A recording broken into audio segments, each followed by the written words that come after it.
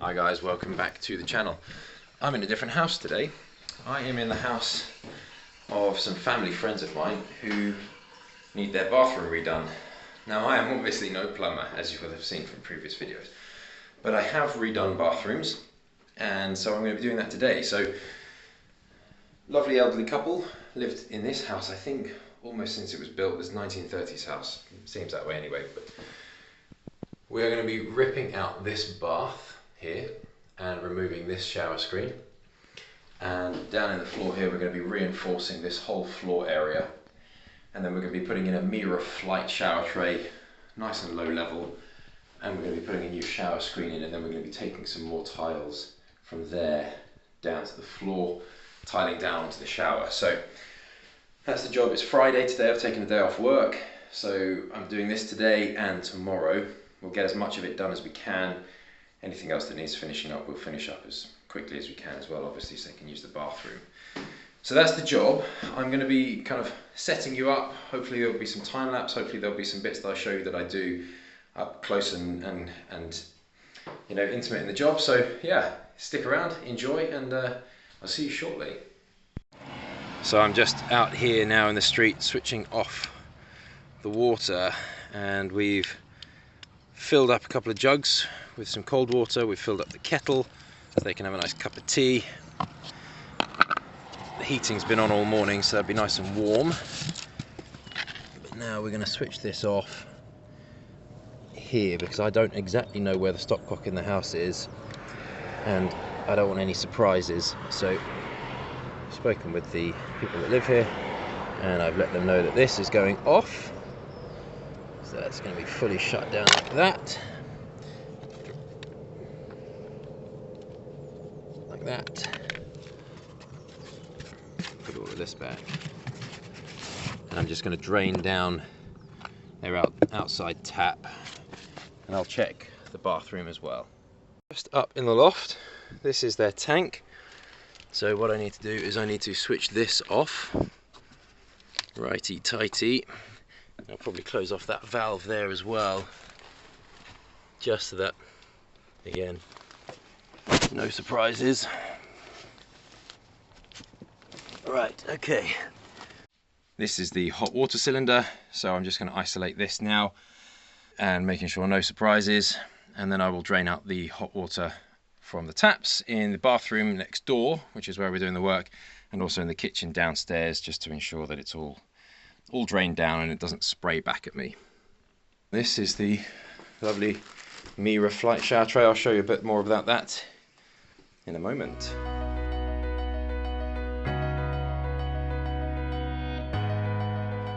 Right, bath is now out. I'm going to be getting these floorboards up. You can see the joists run this way, which is not the end of the world, but not ideal. It would have been more helpful if they were running that way because of the waste. But it doesn't matter, that's coming out and I'm going to have to replace it anyway, because this shower tray is going to be sitting effectively at this height. I'll show you how we're going to achieve that.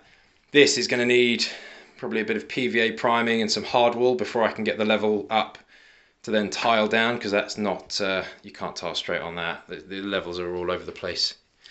And it's probably a bit crumbly, I'd imagine. I can't imagine that's particularly, yeah, look, that's not particularly strong. So that's fine, we'll whip this off, we'll get the floorboards up. I can cut these down below here. This shower is staying as the main one. They want to keep the electric, so that's fine. So yeah, we're getting there.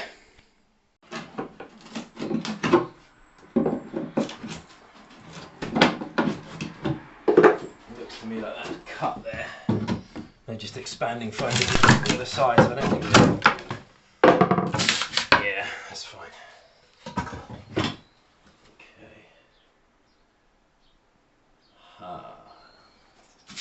Right. Oh, okay, cool. So I can put these stop caps on here. That's fine. I thought there might be a T on here, but it's not. It's an elbow.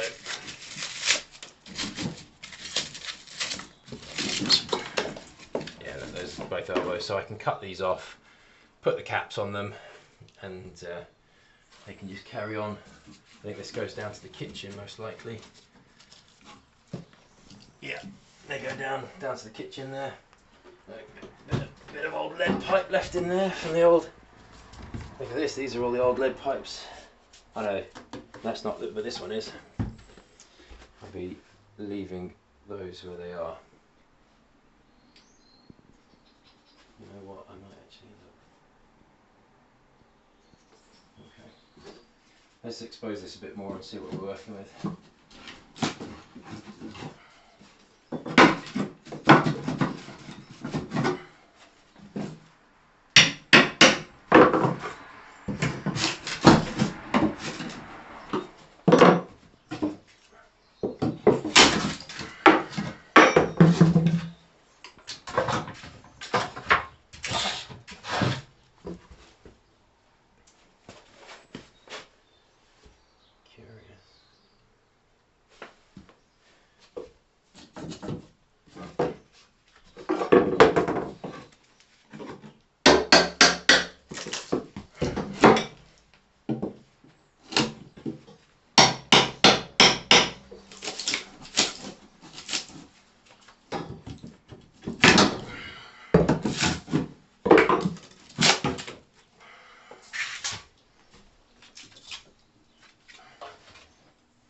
Right, this is going to be our waste pipe. That's what we're going to go out from, because that's on the outside of the building. That is perfect placement. That is so helpful, because I can cut into that. We'll have the shower waste. Hopefully the shower waste doesn't conflict with this. That's the only point that I think could be an issue. In fact, I'm almost certain it's going to be an issue, because that's just always the way. But we'll get the shower tray up here in a minute and sort that. We'll have a look at it.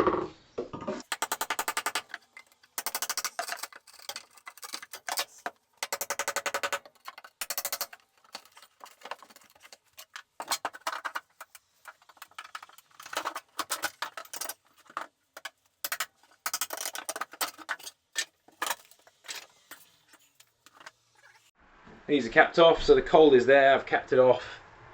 And obviously we've left the feed for the toilet because they still want to use that, I guess. We've capped off the hot here just because it clears the space a little bit more. The further back we can get it, the better. That then goes down and feeds the, I think, the hot tap in the sink downstairs. So a lot of this stuff is going to have to stay. There's not a lot that we can do for that, but we are going to be able to. This spins the whole way around, so I know there's nothing on the other end of it, so we should be able to get this old cast iron pipe out. It's been capped off, it's now no longer in use, so that can come out. I'm then going to be counterbattening the joists and sitting some ply in between, obviously leaving space for these. So yes, we're getting there, and I'll show you what we've done in a short while. Hokey we've taken out that big old cast iron pipe from here, so we've got that out. That's great. I'm going to be putting some supports in here just to help support things up. This I've taken off, but what I'm going to do is I'm going to bond onto this copper. I don't think it's overly needed, to be honest. I don't even think they've got an RCD board, and I don't know whether they've got earth bonding or not, but I am going to bond it just in case, just for that, you know, CPC continuity, whatever it is. So I will bond that to this, yeah, over there or up here or something, nice and tucked out the way. Obviously what we're putting down is a plastic Mira flight shower tray, so it doesn't need any bonding, but if I've bonded the water pipe there, then it's done, and it's not, you know, there's nothing to worry about. These big cast iron pipes are also disconnected, so I may well end up taking these out to give us more space too. I've got to take this this floorboard out as well, so once I've got that out, I'll see. I've got my angle grinder. If I need to cut them and pull them out in sections, then I will, but I want to clear as much space as possible. This lead pipe, I don't know whether this is still in use or not, so I'm loath to touch it and move it. I suspect it has been superseded by this. Certainly this was in use, but this then goes down to lead as well, so I don't know for certain. I just don't know, so I'm not going to take any chances. This is the hot. I suspect this is the cold for their kitchen, so I'm going to leave that as best as possible. But these are decommissioned, so I can take those out. You can see they twist round and move around nicely, so that's nice and easy.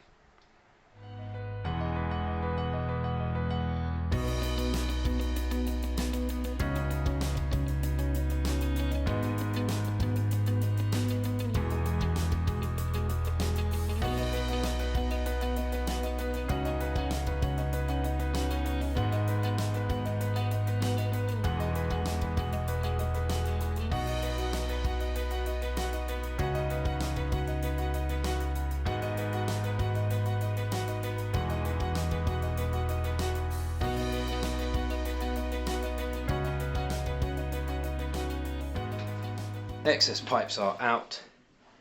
I've cut out all of these ones from here. I've taken out the final one of these, final floorboards.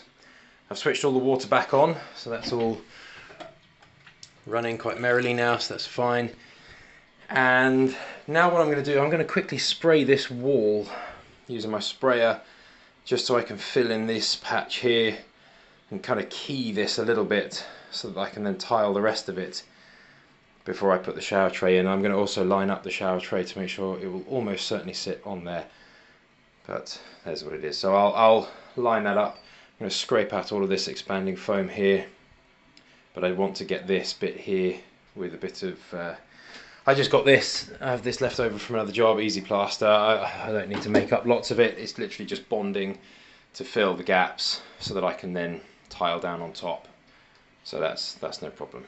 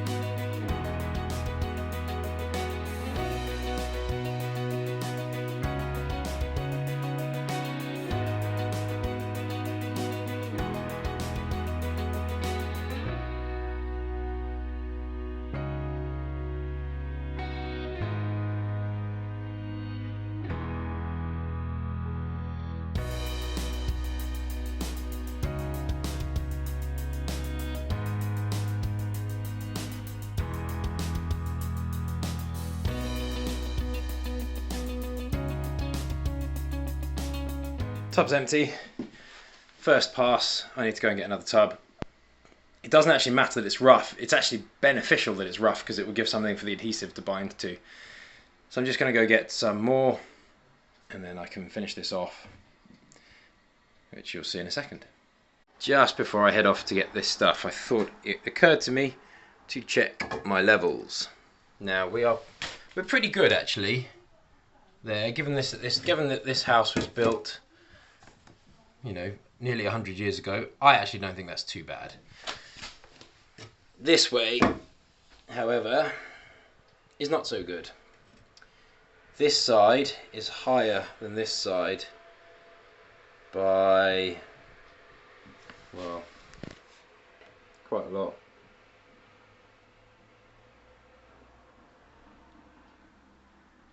That's quite a bit. Now, if you just check it on that one, it's dead on. And across here, again, not too great. Across here, not great. And then across here,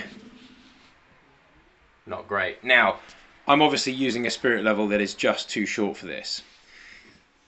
Problem is, this space here is 1.6, and my spirit level is 1.8. So I'm just going to get my other spirit level, I'm just going to nip back home. Thankfully this job is only around the corner from where I live, so I can just nip home, grab my other spirit level, which will span at least 3 if not 4 of these, and I can level across the joists. But it's always worth checking these things ahead of time, because now what it means I can do is, when I use the battens now, to counter batten each side of this joist to hold the 18mm plywood, this is my opportunity to level things off. Obviously the MiraFlight shower tray is brilliant, they're incredibly strong, and they also have a built-in fall, which is great because it will help drive the water this way. Difficulty with that is if these are too high and it drives the water that way, the shower tray will end up being level, and you don't actually want, you want the base of the shower tray to be level, but you want the fall in there to do its job. So I'm going to check this out and do the best I can to level this all up. The other thing that I'm thinking I might do, because there is a little bit of flexibility on this, I'm going to notch this out further here carefully, and I'm going to sink this down, and I will put the 18mm plywood over the top. That's my thinking at this point, although actually I've got this one here as well. Not 100% sure just yet on what I'm going to do with that. I might just build a frame and work around it. So you can see here that this one is my high spot. It's not too bad further in here. And over here it's okay as well. That's alright. But across here like this, it wobbles between the two. So this is just a little bit high here. But actually across the main, it's not awful. It's not terrible.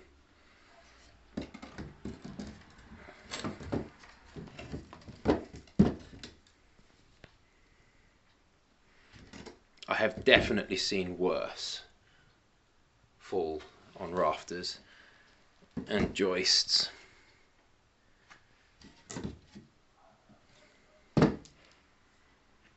But I do need to spend a little bit of time packing this up.